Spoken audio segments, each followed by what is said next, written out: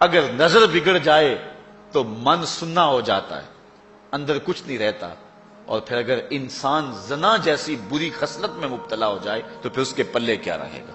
اللہ تعالیٰ نے فرمایا کہ کرنا تو دور کی بات ہے، لا تقربوا الزنا، اس بری خصلت کے قریب بھی نہ جانا۔ امام یافعی نے روض الریاحین کے اندر لکھا ہے کہ ایک نوجوان کپڑے کی دکان پہ کام کرتا تھا اور تھا بڑا پارسا اور بڑا خوبصورت، دل کا بھی ستھرا تھا، ظاہر کا بھی ستھرا تھا، من بھی سونا تھا اور تن بھی سونا تھا، بڑا خوبصورت تھا۔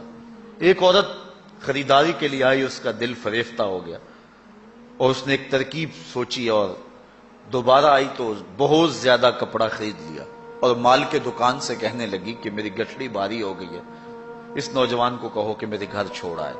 مالک اس عورت کی نیت سے آگاہ نہ ہو سکا اور اس نوجوان کو اس کے ساتھ بھیج دیا۔ جب وہ گھر میں داخل ہوئی، نوجوان کو گھر میں لے گئی، باہر سے دروازہ مقفل کر دیا اور اس کو دعوت گناہ دی۔ اس نے کہا انی اخاف اللہ، میں تیری بات نہیں مان سکتا۔ اس نے کہا کہ آج تو تجھے میری بات ماننا ہی پڑے گی۔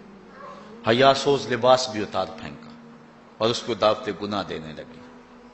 یہ شیطان کا انتہائی سخت جال ہے، اس جال میں اس نے بڑے بڑے لوگوں کو پھانس لیا۔ اب اس نوجوان کو وہ ورغلاتی ہے، کوشش کرتی ہے، لیکن نوجوان ہے کہ اپنی نظروں پر پہرے بٹھائے، آنکھیں بند کر لیتا۔ اس نے بڑے ہیلے کیے، بڑے جتن کیے، لیکن وہ نوجوان صرف سونا ہی نہیں تھا، اللہ کا ولی بھی تھا۔ اس نے بہت جال پھینکے لیکن نور کو رسیوں میں جکڑا نہیں جا سکتا۔ خیر، وہ نوجوان کے دل میں بات آئی کہ شیطان کا یہ جال انتہائی خطرناک جال ہے، ابھی تک تو بچتا آ رہا ہوں، ہو سکتا ہوں کہ ابھی اس کے جال میں پھنس جاؤں۔ اس نے کہا کہ مجھے باتھ روم میں جانے دو، پھر میں آ کے تمہیں بتاتا ہوں۔ وہ اندر چلا گیا، پاخانہ کیا، اپنے ہاتھوں پہ کر کے پورے بدن پہ مل لیا، اور اسی حالت میں جب باہر آیا تو بدن سے بدبو اٹھ رہی تھی، عورت کا سارا نشہ اتر گیا۔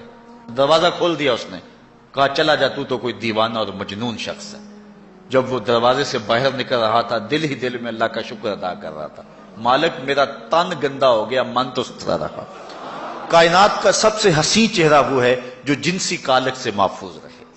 امام یافعی لکھتے ہیں کہ باہر پھر ایک چشمہ تھا، وہاں جا کے اس نے غسل کیا، اور جب تک وہ زندہ رہا اس کے جسم سے مشک و عنبر کی خوشبو آتی رہی۔